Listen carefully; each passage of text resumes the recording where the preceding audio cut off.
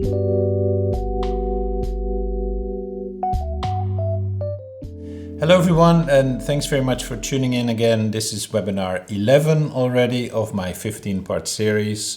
Last time I promised we were going to talk about this photograph, and this photograph is in my book, but I also have this big version of it, and that's because it's part of an exhibition. And it's that exhibition that I want to talk about this time around. The exhibition is called Preferred Pronouns, and like some of my other projects, came about kind of spontaneously. At the end of 2018 and the beginning of 2019, we were working on a documentary about people who identify as transgender. And this project took place in Honduras, the Netherlands, and Vietnam, and we started in Honduras. And in order to find the person that we wanted to feature in that particular part of the film, we organized some conversations with different people, maybe between 5 and 7 in each country. And in Honduras, we started talking to people. And I think probably at the first or the second person, I already realized that every story was really worth being told in a film. Every story was incredible, touching, sometimes also difficult, challenging, full of resilience, different elements and different stories. And so I realized that we could only really choose one person per country for this specific film that we were making. And so we agreed with the producer, Nadja Hoban of Human Rights in the Picture, that we were going to ask the other people that we spoke to whether they wanted to be featured in a photo exhibition. And that's how it came about. Now, this person is not of a person, this photo is not of a person in Honduras, but in the Netherlands. Let me first show you some of the pictures from the exhibition, and then afterwards we can talk a little bit about it.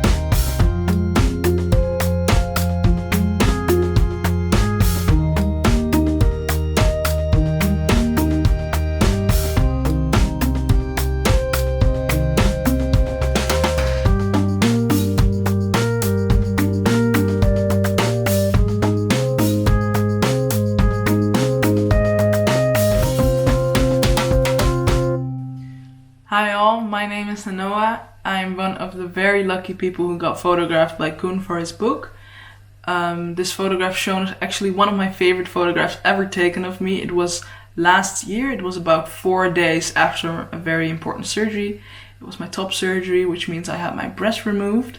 And I had that surgery done because I am a non-binary transmasculine individual, which means I do not identify as a man or a woman. I just identify simply as a human, I guess, as a human being.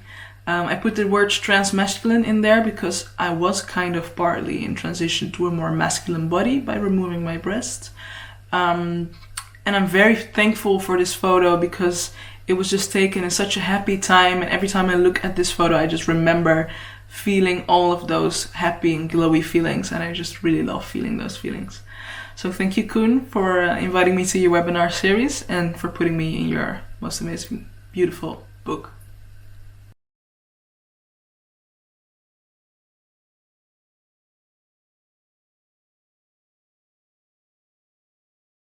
So this last photo is not part of the exhibition, but it was a serious contender. I had to choose between the portrait that's in the book or this photo. I think they're both equally powerful. So that's why I also wanted to show it to you. Now, what's interesting about this exhibition, this photo project, is that in the way it grew out of the film, we realized that we actually had created kind of a multi-layered project in which each element could function on its own. The film has been traveling, it's been shown to people, there's been a lot of discussion, debate, it's been very educational, it's been shown at schools, etc. But at the same time, the exhibition also stands by itself and kind of talks about a slightly different issue, which is the issue of pronouns and the question of what am I seeing and which pronoun fits with that. And but they also work very well together. For instance, on International Pronoun Day last year in 2019, we organized an exhibition in Atrium, which is the central space at the town hall in the city of The Hague in the Netherlands. And during the opening evening, at the same time, we organized a screening of the film and a panel. And we talked about the right for people who identify as non-binary to get an X in their passport rather than an M or an F. It's great to be able to organize different projects who have some kind of a synergy between them, put them together. For me, I think it really adds added value. This Sunday, it's Idehot. This Sunday, 17th of May. Every year on the 17th of May, it's the International Day against homo and transphobia. Some people start calling it Idehobbit to include the people who identify as bisexual. But obviously everyone is included there. And it's 2020, there's absolutely no need for us to start or to still be discriminating people based on their gender identity or their sexual orientation. And so that's why I support that. And it's also why a big part of my work, particularly in the last 5 years, has been focused on that. And that's where I want to leave it, thanking Nanoa for their contribution to this episode.